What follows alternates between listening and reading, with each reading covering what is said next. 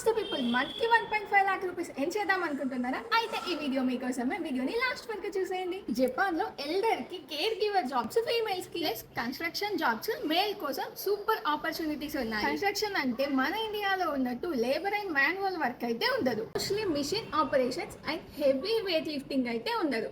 But positive గా work చేయాలి. Japan లో సెటిల్ అవ్వాలని డ్రీమ్ ఉంటే ఎవరైనా అప్లై చేసుకోవచ్చు.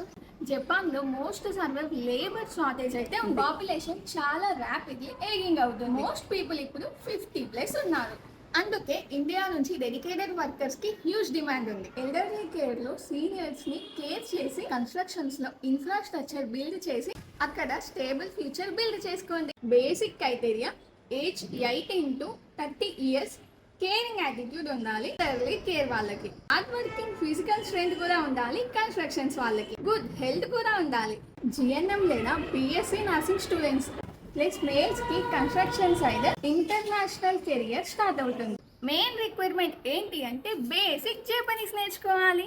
ఫర్దర్ డీటెయిల్స్ కోసం మనకు స్క్రీన్ మీద కనిపిస్తున్న నెంబర్కి కాంటాక్ట్ అవ్వండి.